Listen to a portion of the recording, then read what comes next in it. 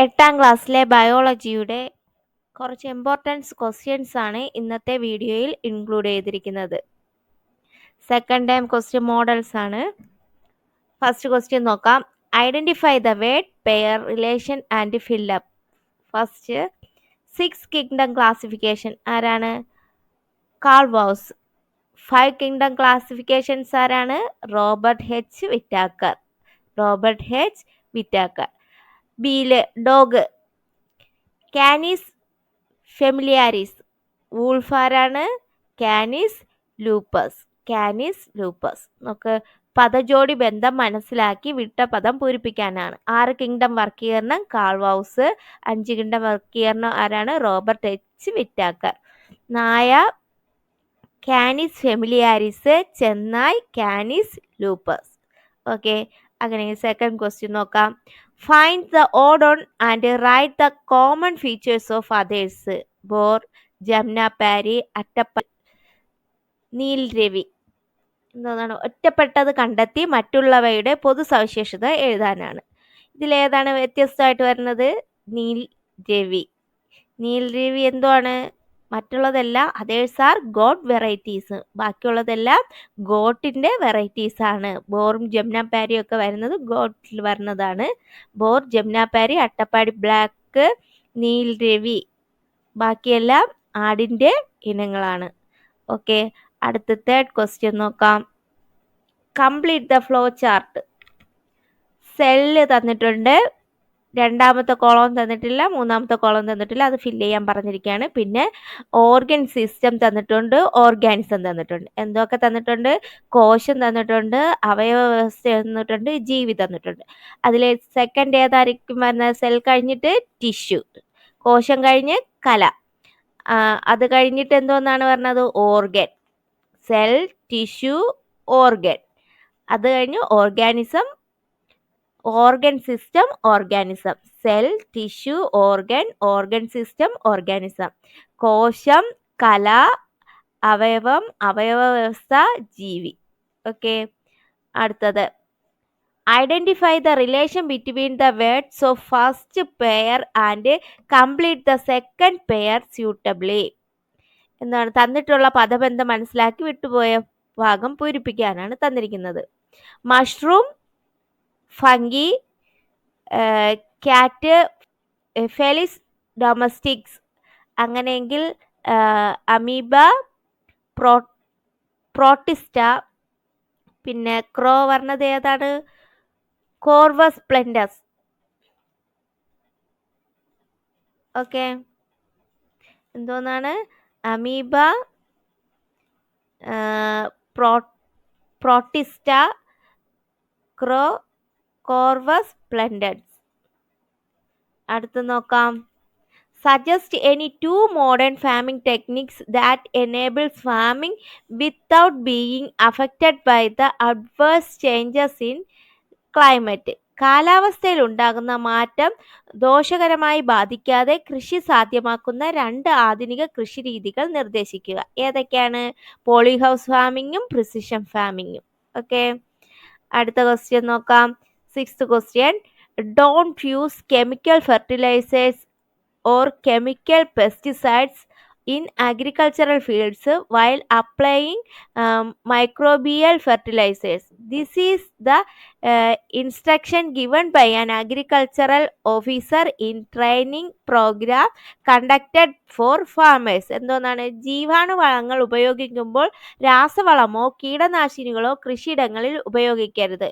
ഒരു കൃഷി ഓഫീസർ കർഷകർക്കായുള്ള ഒരു പരിശീലന ക്ലാസ്സിൽ നൽകിയ നിർദ്ദേശമാണ്. അങ്ങനെയെങ്കിൽ what could be the reason for giving such an instruction? ഇങ്ങനെ ഒരു നിർദ്ദേശം നൽകാൻ കാരണം എന്തായിരിക്കും? Using chemical fertilisers or pesticides kills or destroy the micro organism present in the microbial fertilisers. അപ്പോൾ എന്താ ഉപയോഗിക്കുമ്പോൾ രാസവളങ്ങളോ കീടനാശിനികളോ കൃഷിയിടങ്ങളിൽ ഉപയോഗിക്കരുതെന്ന് പറയുന്നത് എന്തുകൊണ്ടാണ്? രാസവളങ്ങൾ ഉപയോഗിക്കുകയാണെങ്കിൽ മണ്ണിലുള്ള മൈക്രോബ്സിന്റെ നാശനത്തിന് കാരണമാകും. അതുകൊണ്ടാണ് അത് ഉപയോഗിക്കരുതെന്ന് പറയുന്നത്. What are the other precautions to be taken while applying microbial fertilisers. എന്തൊക്കെയാണ്? Bio fertilisers should be used, proper irrigation should be provided. ജീവാണുവളങ്ങൾ ഉപയോഗിക്കുമ്പോൾ ശ്രദ്ധിക്കേണ്ട മറ്റു കാര്യങ്ങൾ എന്തൊക്കെയാണ്?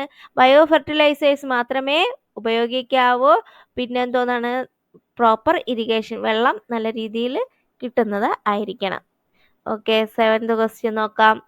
Right the names of 2 bacteria present in the microbial fertilisers applied by farmers to increase the nitrogen content of the soil. മണ്ണിലെ നൈട്രജന്റെ അളവ് വർദ്ധിപ്പിക്കാനായി കർഷകർ ഉപയോഗിക്കുന്ന ജീവാണുവളങ്ങളിൽ അടങ്ങിയിരിക്കുന്ന 2 ബാക്ടീരിയകളുടെ പേര് എഴുതാനാണ് പറഞ്ഞിരിക്കുന്നത്. ഏതൊക്കെയാണ്? Rhizobium, azotobacter, azotobacter, azospirillum. Okay, അടുത്ത 8ാമത്തെ ക്വസ്റ്റ്യൻ നോക്കുക. ഒരു പിക്ചർ തന്നിട്ടുണ്ട്. ഇത് എന്തോന്നിൻ്റെയാണ്? നമുക്ക് കാണുമ്പോഴേ അറിയാതെ എന്താണെന്ന്. വൈറസ് അല്ലേ?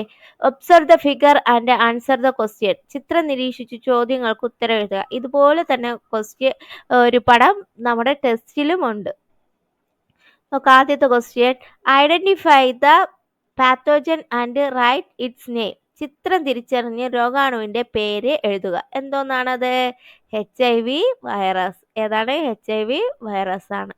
Which characteristics of these pathogens can speed up to spread of the diseases that they cause. ഇത്തരം രോഗാണുക്കളുടെ എന്ത് സവിശേഷതയാണ് ഇവ മൂലം ഉണ്ടാകുന്ന രോഗങ്ങളുടെ വ്യാപനം വേഗത്തിലാക്കുന്നത്? എന്താണ്? Virus indicate outside the cell but when enter the host cell it multiply using the materials there. എന്താണ്? കോശത്തിനു വെളിയിൽ നിർജീവമായ ഇവ ആതിഥേയ കോശത്തിലെത്തിയാൽ അവിടത്തെ വിഭവങ്ങൾ ഉപയോഗിച്ച് പെരുകുകയും ആ കോശത്തെ നശിപ്പിച്ച് പുറത്തു വരികയും ചെയ്യുന്നു. ഇത് പുറത്ത് നിർജീവമായിരിക്കും, പക്ഷെ കോശത്തിനുള്ളിൽ കടക്കുമ്പോഴത്തേക്ക് അവിടെ നിന്ന് അത് പെരുകുകയും ആ കോശത്തെ തന്നെ നശിപ്പിക്കുകയും ചെയ്യുകയാണ് ചെയ്യുന്നത്.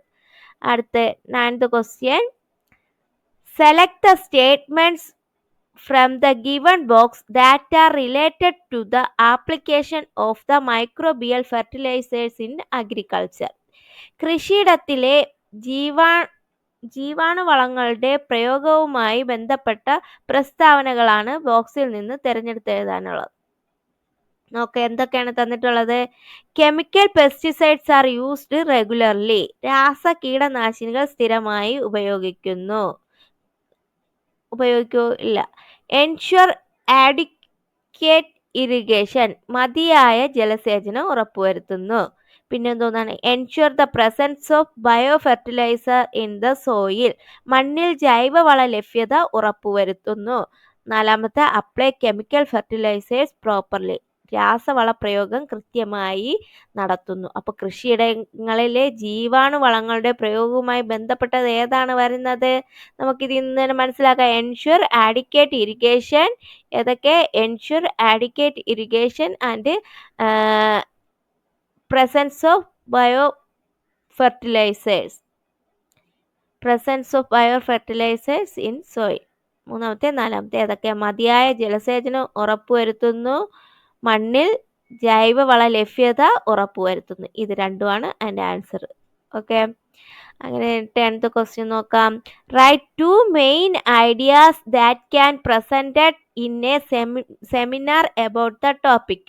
Role of online organisation in agricultural marketing. എന്താണ്? കാർഷിക വിപണിയിൽ ഓൺലൈൻ കൂട്ടായ്മകളുടെ പങ്ക് എന്ന വിഷയവുമായി ബന്ധപ്പെട്ട് നടത്തുന്ന സെമിനാറിൽ അവതരിപ്പിക്കാൻ കഴിയുന്ന 2 പ്രധാന ആശയങ്ങൾ എന്തൊക്കെയെന്ന് എഴുതാനാണ്. ഇതൊക്കെയാണ്.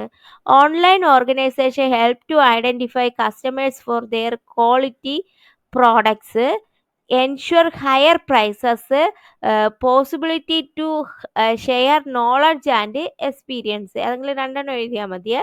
എന്തൊക്കെ? ഗുണമേന്മയുള്ള ഉൽപ്പന്നങ്ങൾക്ക് ആവശ്യക്കാരെ കണ്ടെത്താം ഓൺലൈൻ വഴിയുള്ള മാർക്കറ്റിംഗ് നടത്തുമ്പോഴത്തേക്ക്. പിന്നെ എന്തോന്ന്? ഉയർന്ന വില ലഭ്യമാക്കാം. പിന്നെ അറിവും അനുഭവങ്ങളും മറ്റുള്ളവരിൽ പങ്കുവയ്ക്കാനും കഴിയും. ഓക്കെ, അടുത്ത question. Complete the table by writing the different taxonomic levels of cat according to the 6 kingdom classification. 6 kingdom വർഗീകരണ രീതി അനുസരിച്ച് പൂച്ചയുടെ വിവിധ വർഗീകരണ തലങ്ങൾ കണ്ടെത്തി എഴുതാനാണ് പറഞ്ഞിരിക്കുന്നത്. ഒന്നാമത്തത് ഡൊമൈൻ യൂക്കാരിയ, രണ്ടാമത്തെ കിങ്ഡം ഏത് വരും? ക്ലാസ്. രണ്ടാമത്തെ കിങ്ഡം എന്ത് വരും? ക്ലാസ്. മൂന്നാമത്തെ ഫൈലം എന്തോ വരും? അനിമേലിയ. ഇവിടെ നാലാമത് എന്താണ് പറഞ്ഞത്? കോർഡേറ്റ. കോർഡേറ്റയിൽ എന്തോന്നാണ്? മാമല്ലിയ. അത് കഴിഞ്ഞിട്ട് ഓർഡറിൽ എന്തോ വരും?